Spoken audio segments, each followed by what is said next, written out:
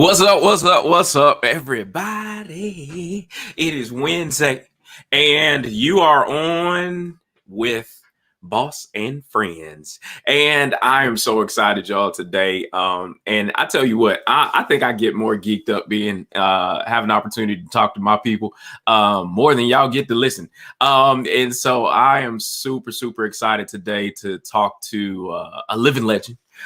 Somebody I am so immensely grateful that I have been allowed to add to not only my community, but this statement that I told y'all, like, there's something about having a conversation with great people, but those conversations that you like, I need to pay them for how much they just bless my life. And Vicki is one of those people who I just cannot, like, when we talk, we gotta like look at our watches, like make sure we ain't stepping on no other meetings. Just because we have such good conversation, and it's rich conversation. It's not just like we just talking for the sake of talking, but Vicki is just one of those people that I know you all are going to love, and I could not keep her a secret anymore from you all. But Vicki, welcome to Boston Well, Friends. thank you so much. And you know, Lawrence, with that kind of introduction, I'll pay you for my PR later, okay? Because I don't think they understand who is the boss. Okay. So, we spoon feed them. This is a mutual love, okay? I appreciate that, Vicki. And so I just want to tell people, like, who are you? What are you doing? Okay. And we're gonna get into some good convo. Well, it's so interesting when people ask, who are you? The first thing people go to is, I'm this title, I'm this position, I'm this company. That's not who I am. Who I am is a mother of 2 grown sons and a daughter-in-law. I'm a grandmother of 2 beautiful children, of a granddaughter and a grandson. I have my youngest son, and I'm married. I'm a I have immediate family, I have extended family. That's who I am in terms of what I like to do. So it's all about family for me. And I say it's a double F because it's all about my faith and my family. My faith comes first, and it's all about my family.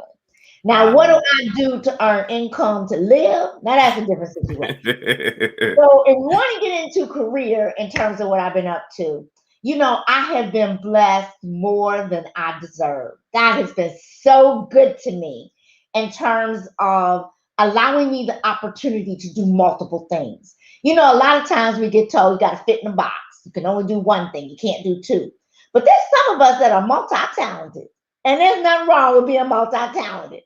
So there are multiple aspects of my life that I wanted to share. So let's go through my 3-prong approach. My background, as most people know, is all in technology. And I was an executive. I worked in corporate, and I now work for myself. So I knew I wanted to leverage my technical capabilities because I love technology.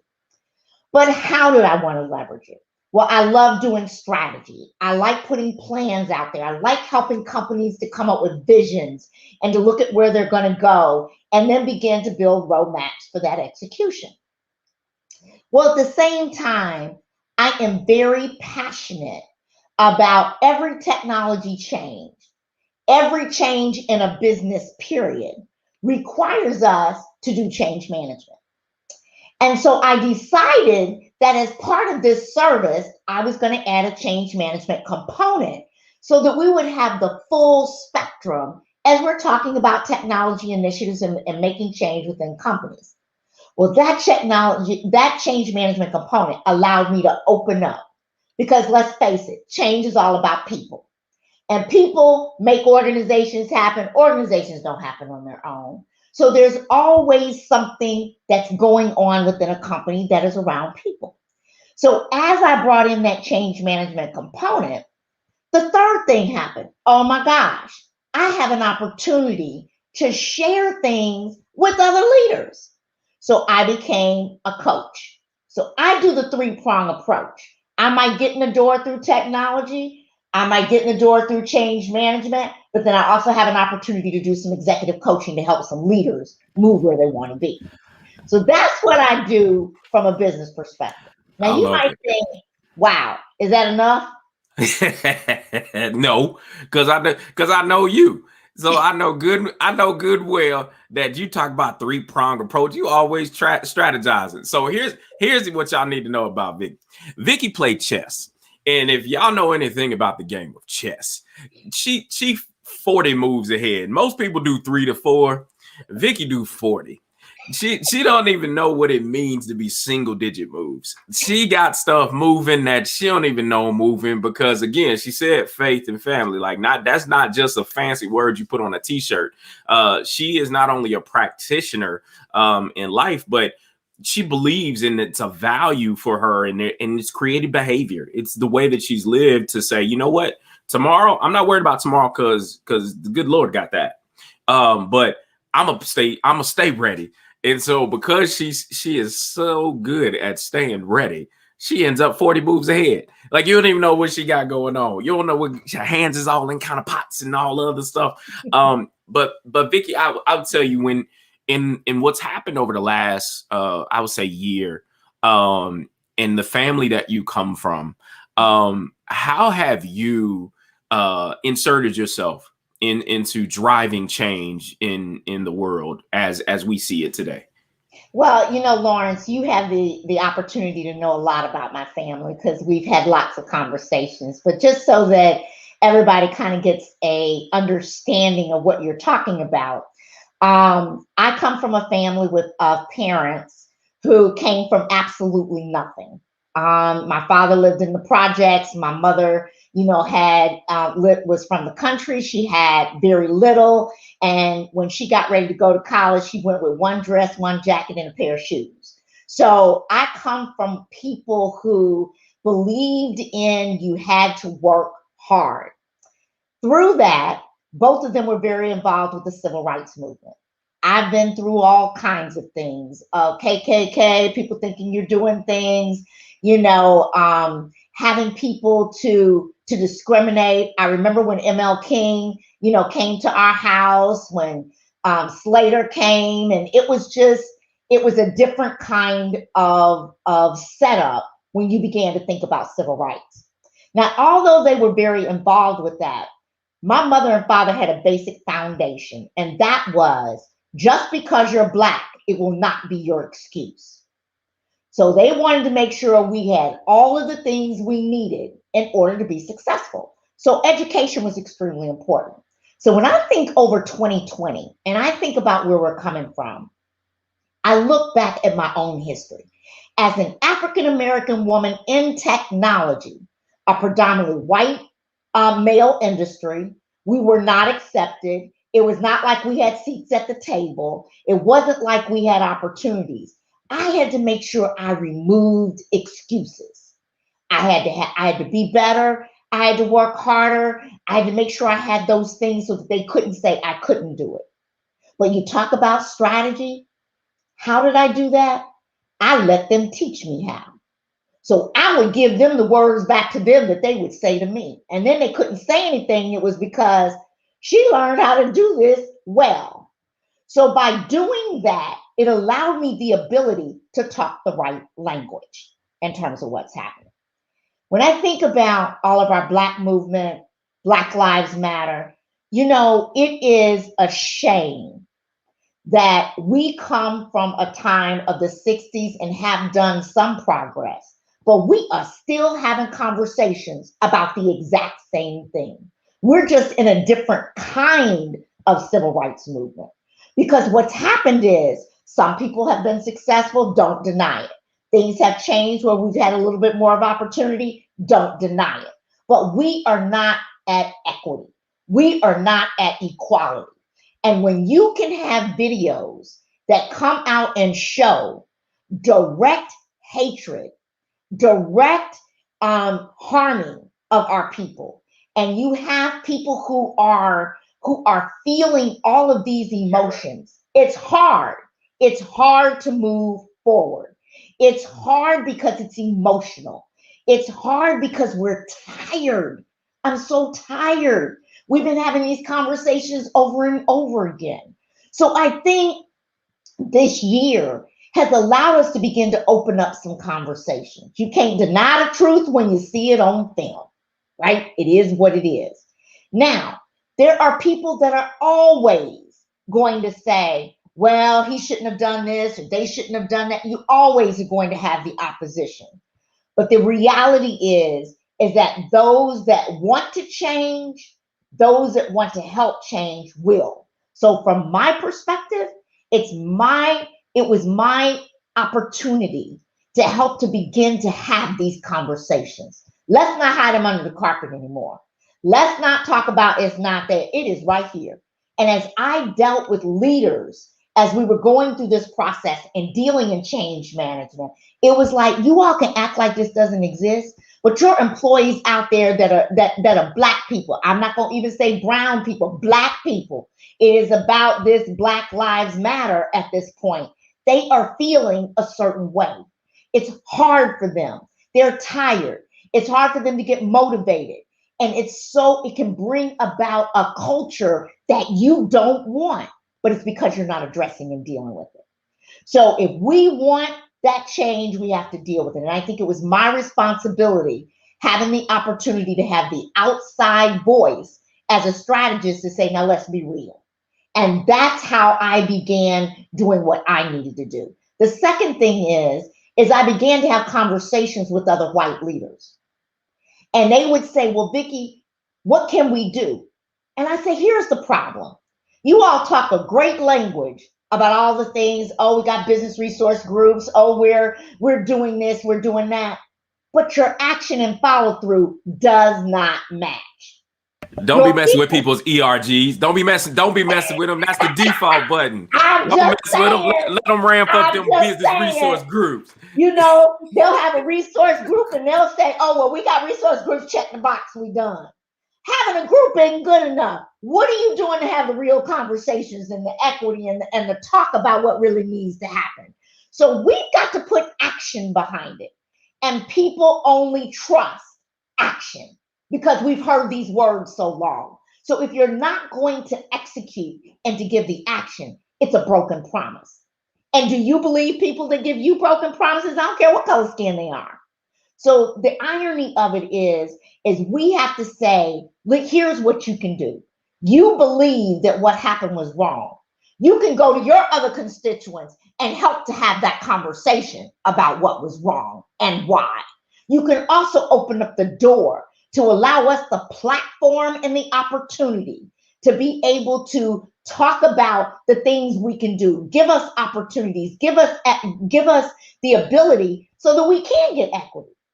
So I think that's what I had to do in 2020 in terms of really embracing the opportunity, because it really was an opportunity for growth.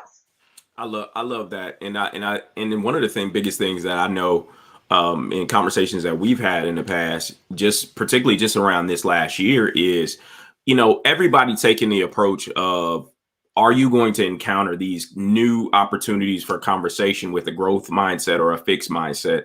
And I really believe when, like, that could be cliche, right? Growth mindset, fixed mindset. Oh, I'm a growth mindset.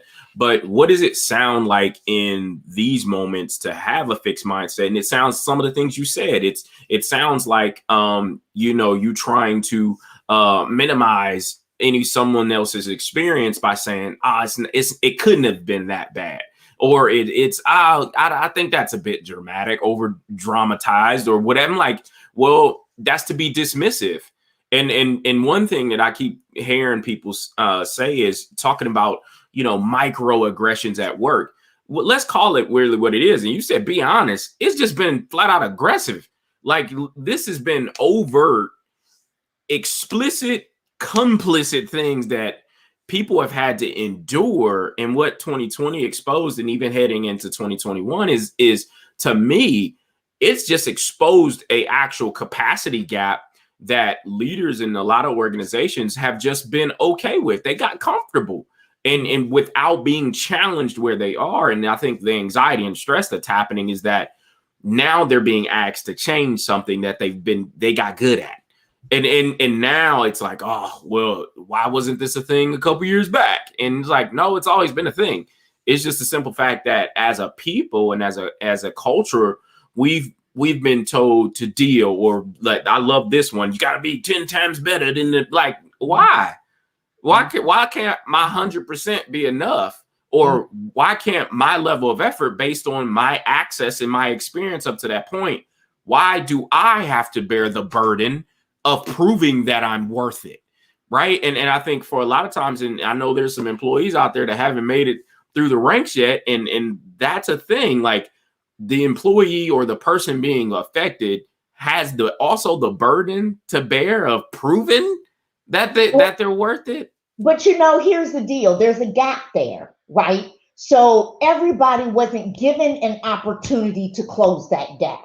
So if you as an organization want to help individuals, I am a firm believer that everybody needs to have a sponsor that's going to help them to achieve. So I might say you only have 80% of what's needed, but we're going to give you someone that's going to help you to fix that 20%. So you have a sponsor that helps you get into the role, and then you got a mentor that helps you be able to stay in the role, to grow, develop, and make a difference.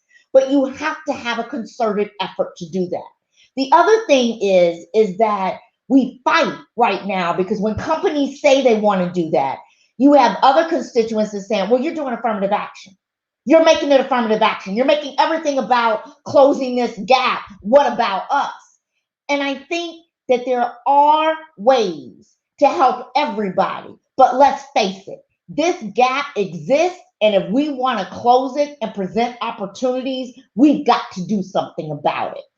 And not only that, when we think about leadership skills, you said something else, Lawrence, that brings up, we talk a lot about empathy. People understanding where you are and saying, oh, it just couldn't have been that bad. It's okay. But having true empathy. And the one thing that bothers me the most is when a leader can say to you, well, you shouldn't feel that way, or it shouldn't matter to you that way.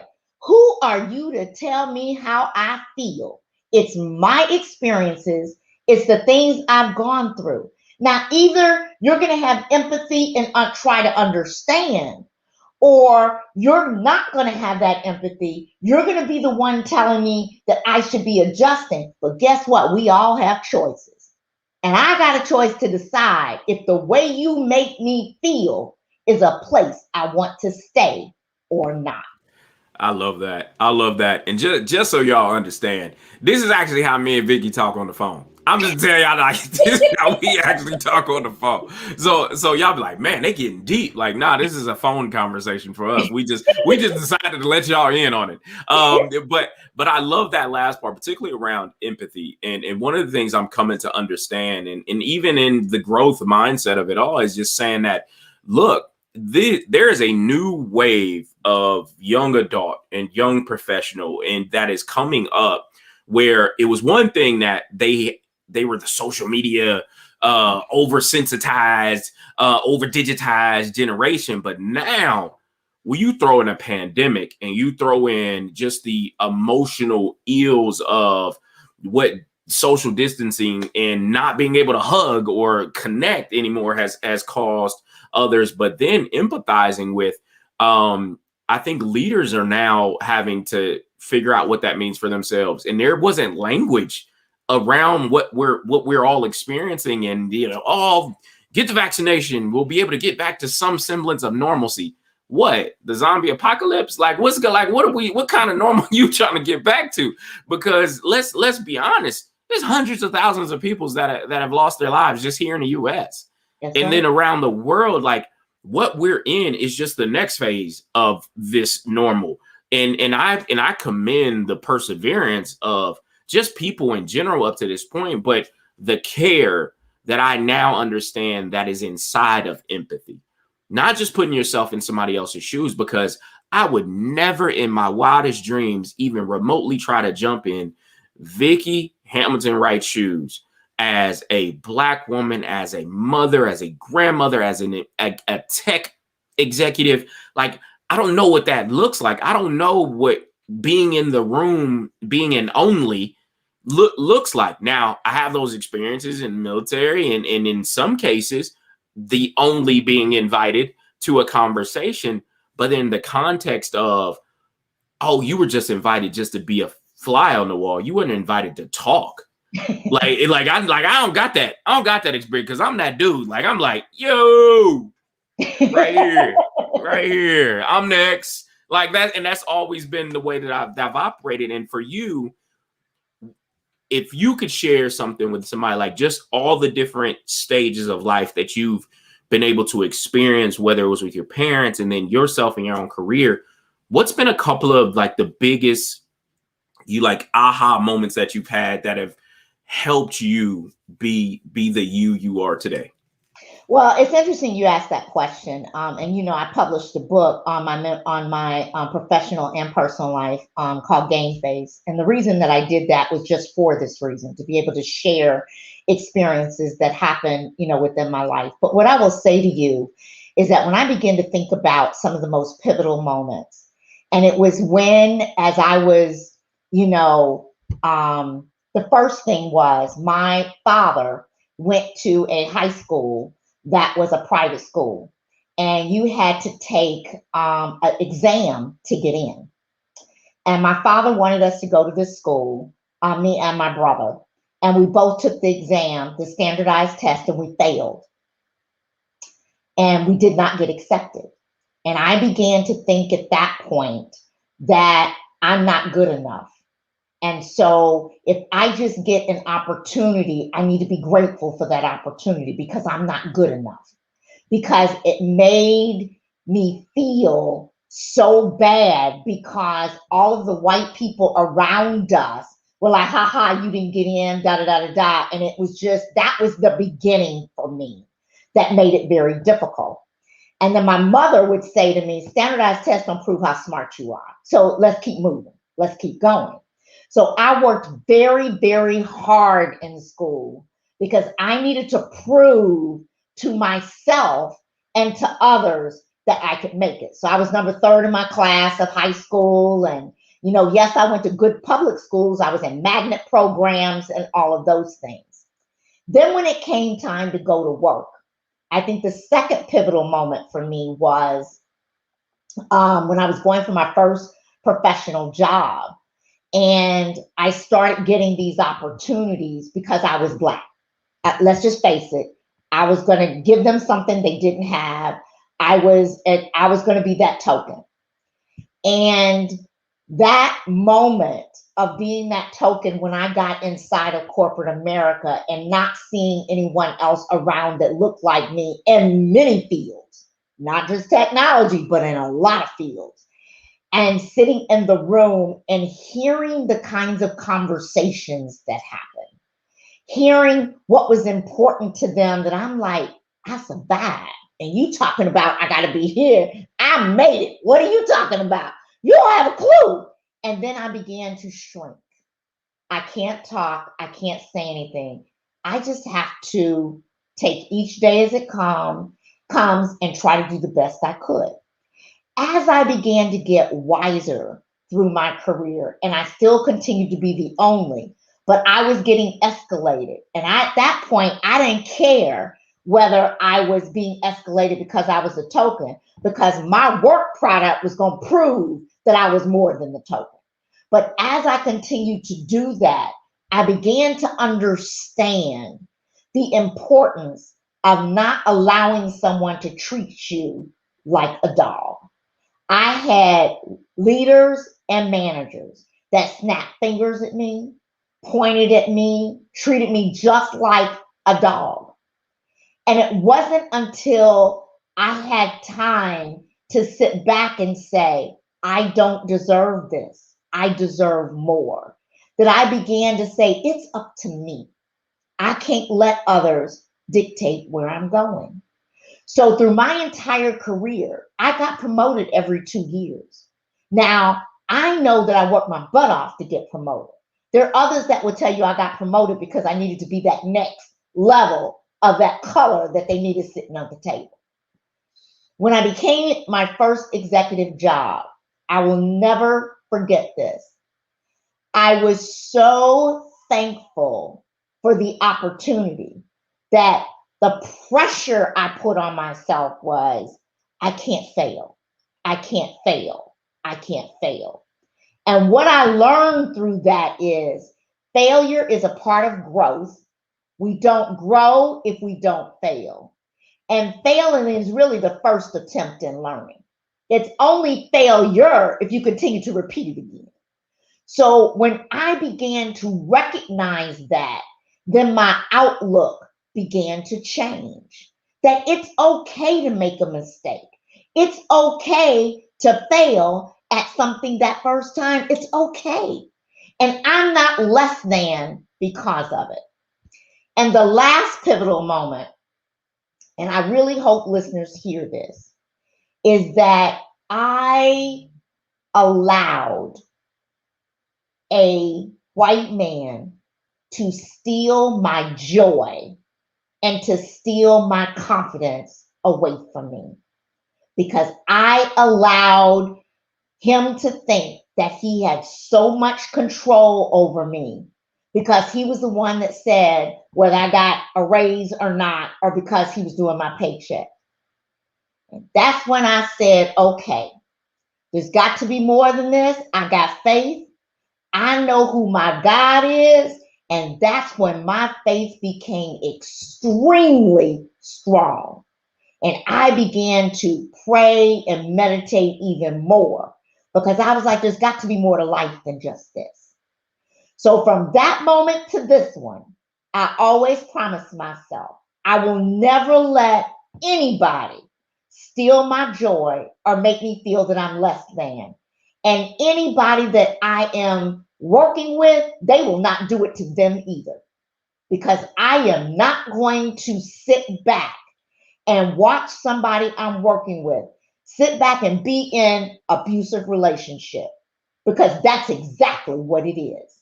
And I had to come to that realization. So my life, since I have been working on my own, is to always be a catalyst of change, a catalyst of helping others to understand you deserve where you are.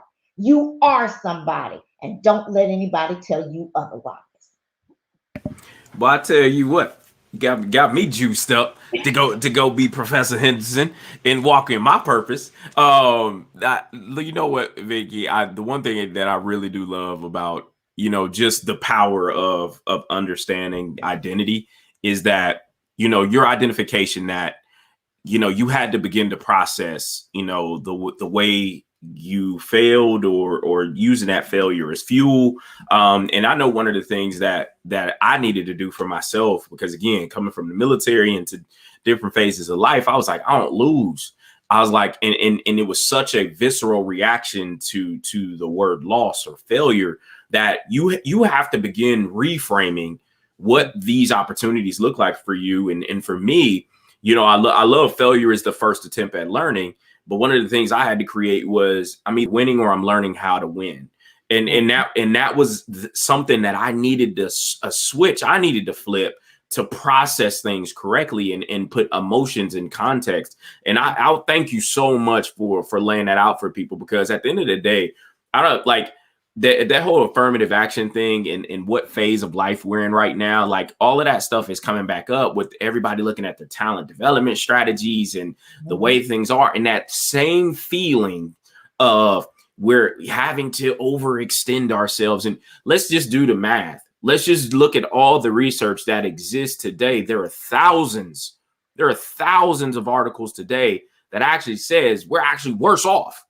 We're further away from what the Civil Rights Act, the Labor Act of 1964 was set out to do, to trying to get things to be equitable and some semblance of equal, so we could stop getting treated like male only dogs or entry-level people. And so one of the things that I love about just you as an executive and as a leader is your level of transparency that you're able to share with anybody. And I would say as we kind of wrap things up, I just want to say thank you for what you've sown into me, the seeds you've planted, just from a confidence perspective. I thank you as somebody I'm still coming into my own, right? I'm still finding the things that I desire to be connected in and pour my whole self into. And those of you who want to be connected to Vicki, that you better get connected to Vicki before you need to talk to her people that have people.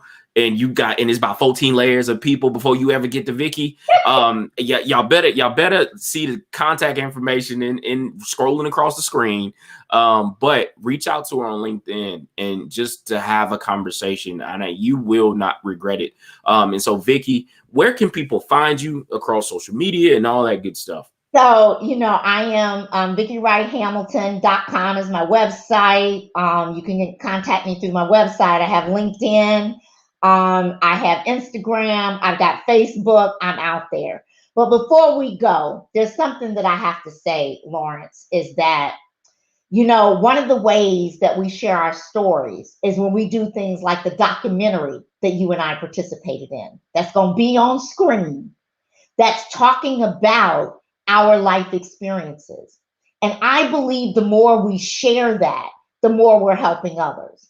And that's what led me to create both of my shows. So when I said, is that enough? No, it's not. I have a show called Hidden Stories Healed Now that is not only on YouTube, it's on television in the broadcast markets of Atlanta and local on People's TV. It's in Fairfax, DC, and it's outside of San Francisco. That show is about sharing the challenges that people face so that we can give others hope and we can let them know they're not alone. My whole philosophy there, if I can just help one person, it was worth it. My second show, which is called Strategic Minds Making Money Moves, and that is a show where I'm providing strategy to entrepreneurs and to small businesses on challenges that they have on air to help them to resolve them and allow the audience an opportunity to give a tip, a comment, or ask a question. Now, why did I do that? I did it for multiple reasons. Yes, it was a strategy to talk about the capabilities of what I do, right? So that people could understand. But that was not my driver. My driver was, if I can help entrepreneurs and small businesses be famous, if I can help to give them exposure, if I can help to give them a platform, then that's what I want to do, because that's how we're going to reach success and make this world a better place. I thank you so much for this conversation. You say I inspire you. Let's make no mistake. That admiration and inspiration comes from both ways. And I have just thoroughly enjoyed our relationship. Look forward to continuing to do things together. But this has been awesome. Oh my gosh. And with that one, y'all, I hope that y'all continue to remain safe.